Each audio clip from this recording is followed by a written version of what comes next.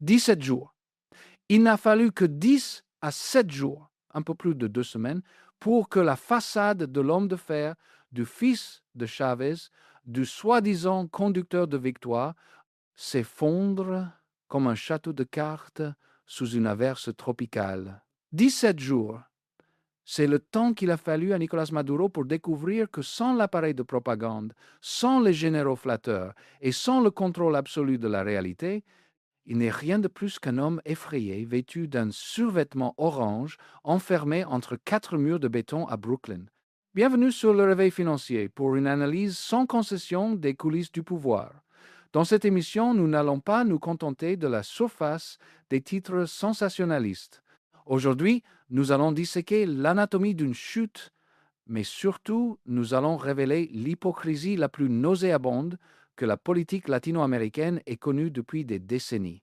Car, tandis qu'à New York, un dictateur reçoit une thérapie parce qu'il se sent triste, au Venezuela, des vies s'éteignent, pourrissant dans les geôles que cet homme lui-même a fait construire. Commençons par ce qui se passe au centre de détention métropolitain de Brooklyn. Pour ceux qui ne connaissent pas le système pénitentiaire américain, le MDC Brooklyn n'est pas précisément un hôtel de luxe. C'est une prison réputée pour être dure, connue pour héberger des terroristes, des chefs de la mafia et des criminels en col blanc de haut vol. Mais, et il est fondamental de le comprendre, c'est un lieu où la loi règne. Il y a des médecins, des psychologues, 3 repas par jour, du chauffage, et là vous avez Nicolas Maduro, l'homme qui se vantait à la télévision nationale de dormir comme un bébé, tandis que les forces de sécurité de l'État, les FAES, la DGCIM, le SEBIN, défonçaient des portes à l'aube pour enlever des étudiants. Cet homme dit maintenant qu'il ne peut pas trouver le sommeil. Les rapports médicaux qui ont fuité de la défense sont sincèrement une insulte à l'intelligence et à la mémoire des victimes. Ils parlent de dépression sévère, d'anxiété paralysante, de sentiment d'inutilité. Permettez-moi de m'arrêter ici un instant. Un narcissique pathologique, un mégalomane qui s'est cru sa propre légende de libérateur du XXIe siècle, s'effondre à l'instant même où on lui retire le miroir dans lequel il se contemplait. Maduro n'est pas déprimé parce qu'il ressent des remords. Il est déprimé parce qu'il a cessé d'être le centre de l'univers. Il est passé de président du peuple à simple détenu sur une liste fédérale. Sa faible estime de soi n'est pas le fruit d'une réflexion morale. C'est le syndrome de sevrage du pouvoir absolu. C'est le toxicomane de l'autoritarisme qui se voit soudain contraint de suivre des règles qu'il n'a pas dictées. Et pendant que les avocats de Maduro, payés avec des millions de dollars probablement pillés des caisses de PDVSA, négocient pour qu'on lui installe une lampe de chevet moins vive ou qu'on lui donne un antidépresseur de marque, tournons nos regards vers la réalité qu'il a laissée derrière lui, car la justice poétique a ses limites, et cette limite est franchie lorsque nous comparons sa souffrance à l'enfer terrestre qu'est le système carcéral vénézuélien. Hier, l'avocat José Gregorio Hernández Polo est décédé à l'âge de 59 ans. Il n'est pas mort d'une faible estime de soi. Il n'est pas mort parce qu'il avait du mal à dormir. Il est mort parce que le régime lui a refusé les soins médicaux de base que tout être humain mérite. Il est mort sous la garde de l'État, un État que Maduro a modelé à son image et à sa ressemblance. Hernández Polo est un nom de plus sur une liste interminable de martyrs qui ont succombé à la tuberculose, à la malnutrition, aux infections non traitées ou directement au passage à tabac dans des lieux comme l'hélicoïde ou la tombe. Remarquez le contraste, car il est à glacer le sang.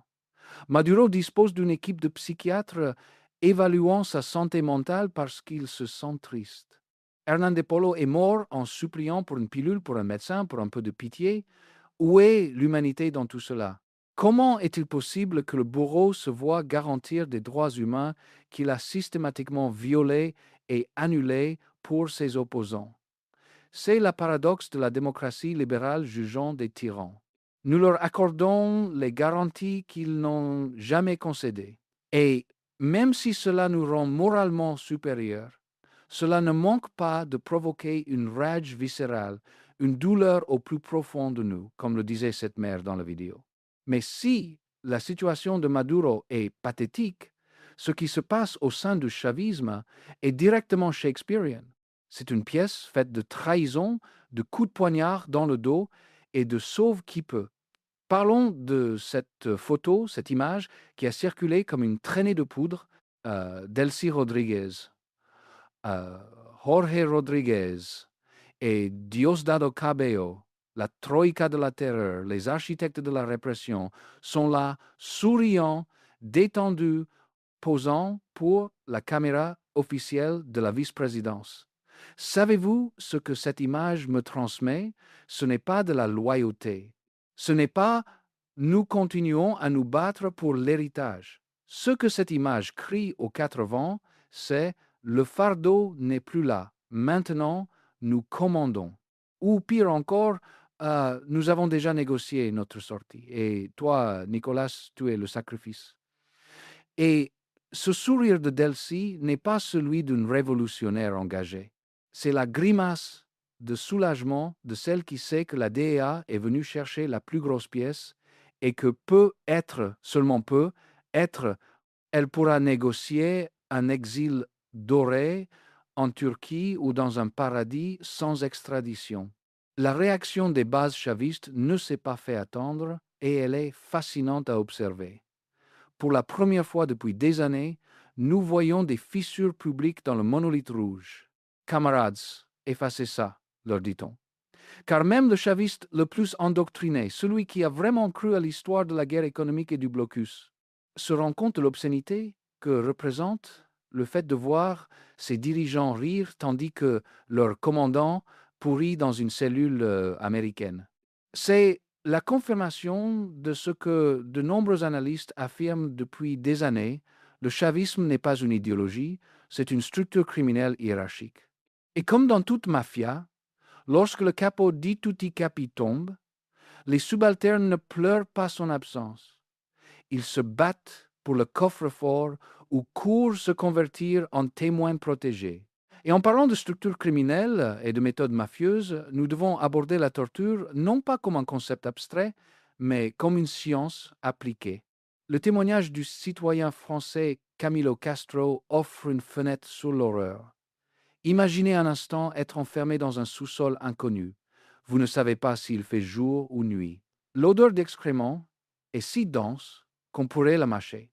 Les cafards et les rats sont vos seuls compagnons de cellule, et au milieu de cette immondice, on vous dit, c'est ici que tu vas vivre. Mais le plus terrifiant dans le récit de Castro n'est pas la saleté, c'est la table à outils. Ce détail est crucial. C'est pas de l'improvisation, c'est pas un garde qui dépasse les bornes dans un moment de fureur, c'est une table préparée, il y a des pinces, de l'électricité, des sacs plastiques.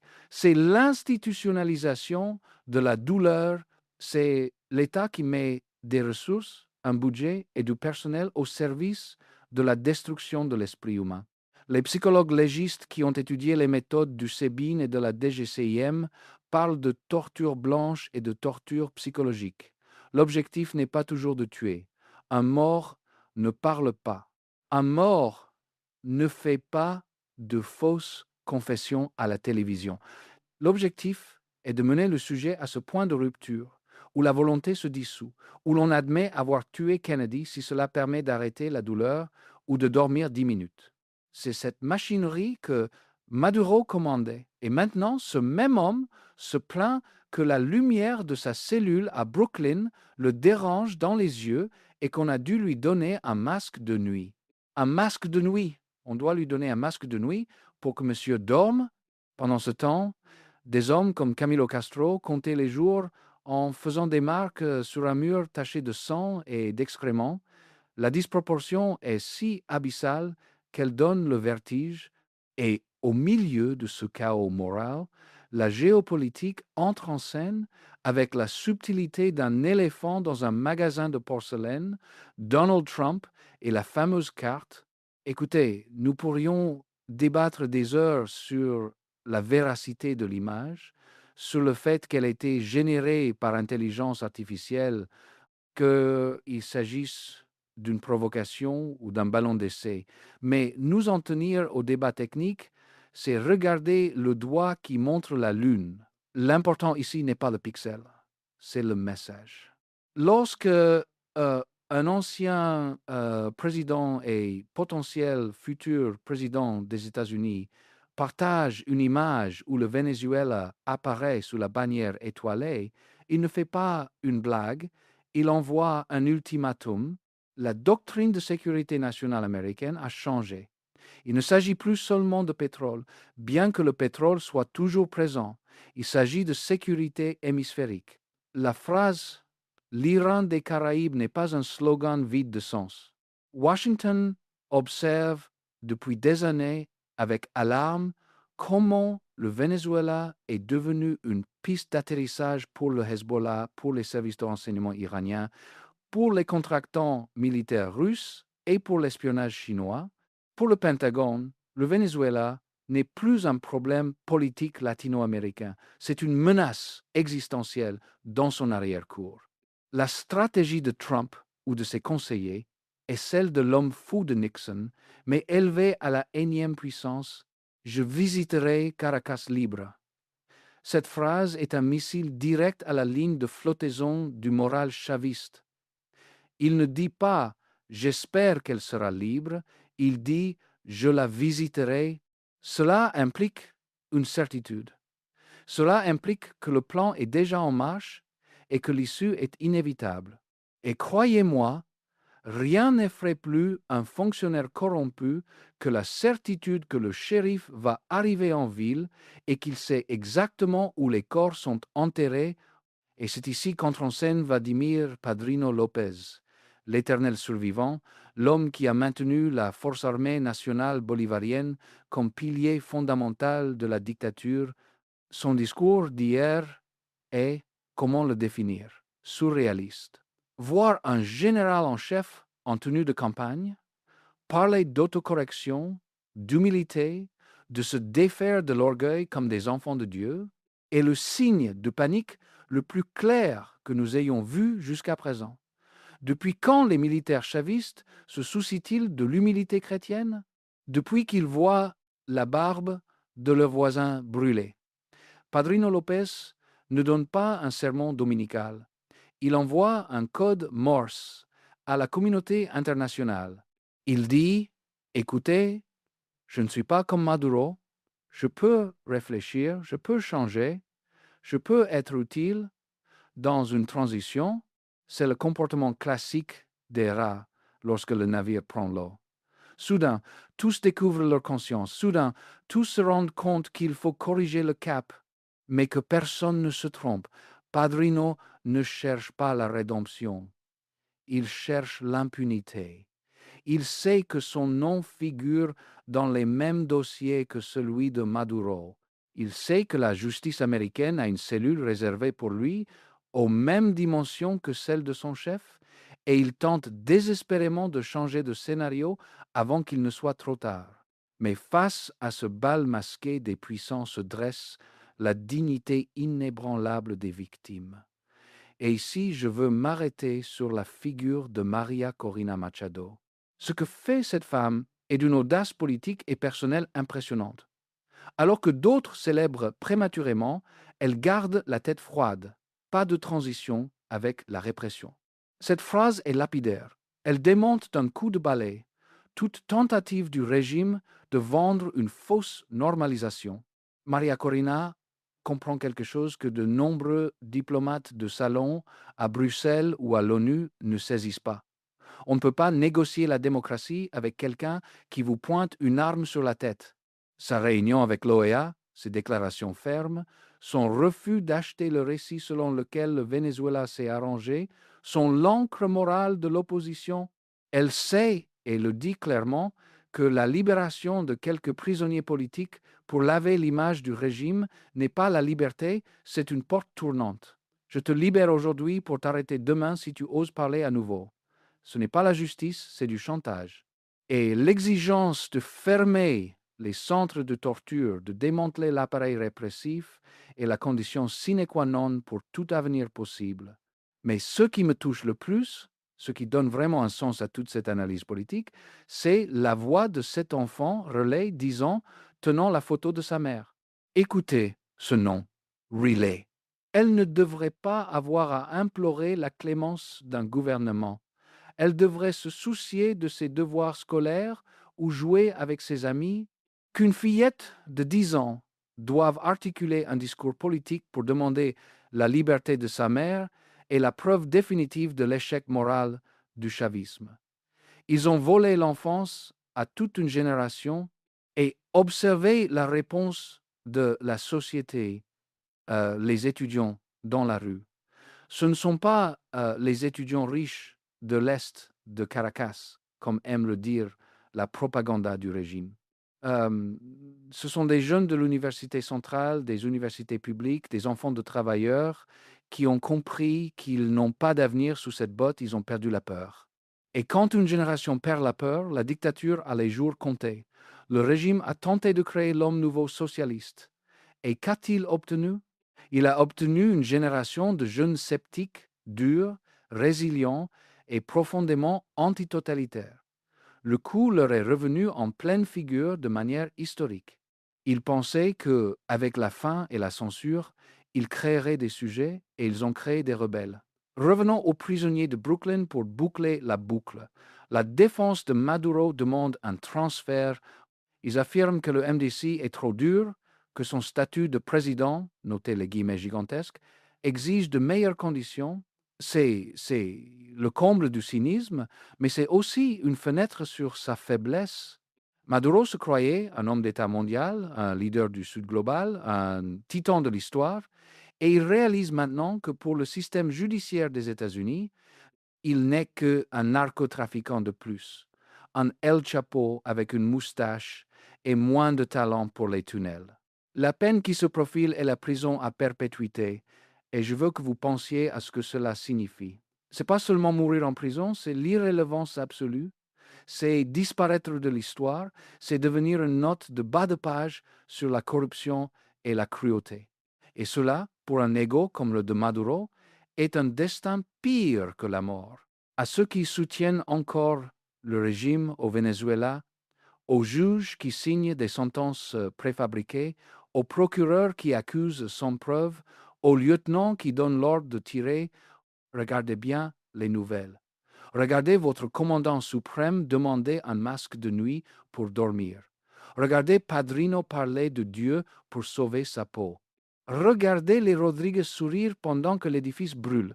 Croyez-vous vraiment qu'ils vont se porter garant pour vous? Pensez-vous vraiment que lorsque le moment viendra, et il viendra, l'un d'entre eux dira « Non, arrêtez-moi, laissez le sergent tranquille, ne soyez pas naïfs. Vous êtes des pions sur leur échiquier, et les pions sont les premières pièces sacrifiées pour tenter de sauver le roi, ou dans ce cas, la reine et les fous, car le roi est déjà tombé. » La justice internationale est lente, exaspérément lente. Parfois, elle semble ne jamais arriver, mais elle est implacable. C'est un rouleau compresseur qui avance lentement, mais qui écrase tout sur son passage. Les crimes contre l'humanité ne se prescrivent pas. Les tortures à l'hélicoïde sont documentées avec des noms, des prénoms, des dates et des heures. Il y a des milliers de gigaoctets de preuves sur des serveurs sécurisés en dehors du Venezuela. Il y a des centaines de témoins protégés qui chantent la Traviata dans les procureurs du monde entier. Le changement au Venezuela n'est plus une hypothèse, c'est une réalité en marche. Il sera peut être convulsif, il sera peut être douloureux, mais il est irréversible. La photo des hiérarques souriants n'est pas un signe de force, c'est le sourire nerveux de celui qui sait que son bluff a été découvert. Ainsi, d'ici, de cette tribune, notre message aux familles est un message de résistance et d'espoir. Pas un espoir naïf, mais un espoir basé sur des faits. Le monstre est blessé à mort. La tête a été coupée et emportée dans une cage au nord. Le corps continue de se débattre et ces soubresauts sont dangereux, oui, mais ils n'ont plus de cerveau pour les diriger. À la mère de relais, ta fille est une courageuse et sa voix a porté plus loin que tes geôliers ne l'auraient jamais imaginé. Aux étudiants, vous êtes le cauchemar de Padrino Lopez. Aux prisonniers politiques, tenez bon. Je sais qu'il est facile de le dire depuis un studio en Europe. Je sais que chaque minute là, dedans, est une éternité. Mais tenez bon, car le monde vous regarde et parce que la clé de vos cellules est déjà en train d'être forgée. Le Venezuela sera libre. Et ce ne sera pas grâce à un politicien dans un bureau, ni même grâce à un juge à Brooklyn. Il sera libre grâce à cette mère qui s'agenouille, à cet étudiant qui marche et à ce journaliste qui ne se tait pas. Il sera libre malgré l'orgueil des uns et la lâcheté des autres.